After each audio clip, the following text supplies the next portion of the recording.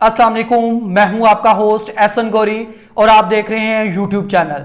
नाज़रीन, पीडीएम की हुकूमत में बहुत सारी शाह खर्चियां करती रही और इनमें नून लीग भी बकदम बकदम साथ थी और बहुत बड़े इस वक्त वो मेगा केसेस सामने आ रहे हैं। उनमें रिसेंटली दिनों में एक बहुत बड़ा केस सामने आया है जिनमें नून लीग का एक बहुत बड़ा किरदार सामने आ रहा है कि नून लीग ने अपने दौरे हुकूमत में कौन कौन से चैनल्स को इश्तहारात से नवाजा, कहां कहां कितनी कितनी अमाउंट खर्च हुई और सबसे बड़ी बात जो है किस तरह डिजिटल मीडिया को नवाजा गया और कौन कौन से ऐसे यूट्यूबर्स हैं जिनको मुख्तलिफ इश्तहारात दिए गए और उनके पीछे कौन सा लॉजिक था और इन इश्तहारात की रकम देने को हेड कौन कर रहा था और ये पैसे जो है इनकी बंदर बांट किस तरह हुई, इस सारी तफसीलात से हम आज आपको आगाह करेंगे।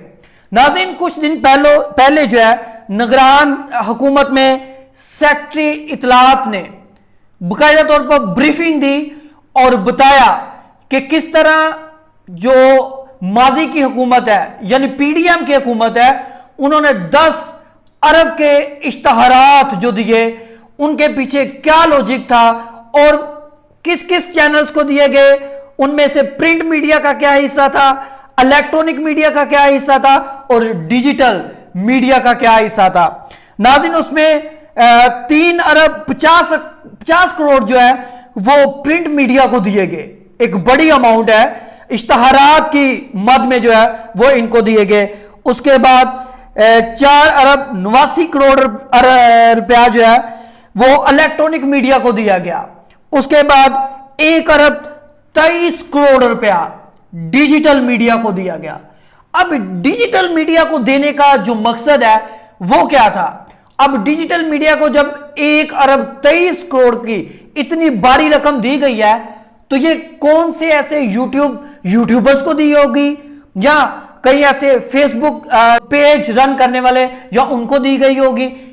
कहां गई इतनी बड़ी अमाउंट? और ये सारा और इसको जो हेड कर रही थी वो मरियम औरंगजेब थी। अब मरियम औरंगजेब का इसमें क्या किरदार था? क्योंकि मरियम औरंगजेब जो थी तो नशरियात की वजीर थी पीडीएम गवर्नमेंट में, अभी भी वो नून लीग की तर्जुमान है।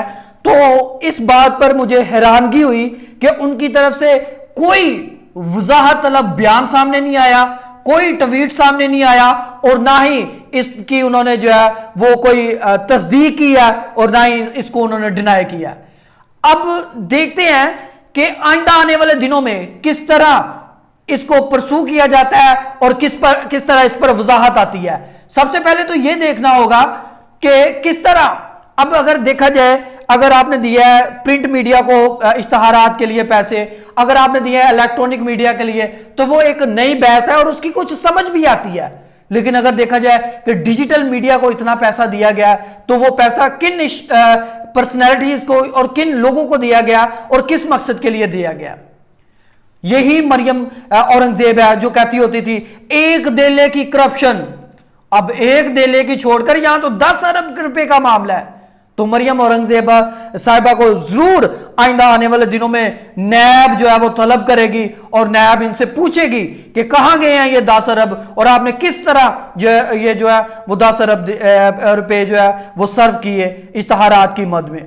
अब दूसरी तरफ अगर देखना होगा कि इसमें मरियम नवाज का क्या किरदार है, परवेज रशीद का क्या किरदार है, और भी नून लीग की ऐसी शख्सियात है जिनका इन सारे मामलात में बड़ा अहम किरदार है।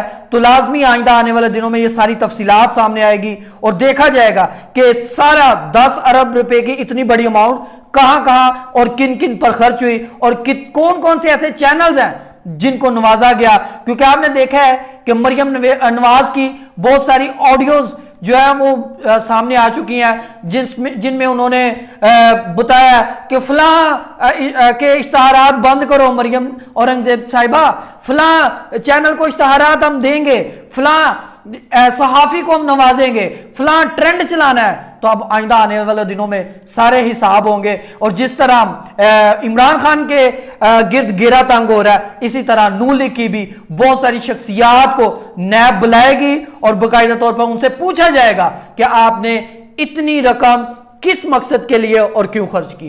इजाजत दीजिएगा, अल्लाह हाफिज।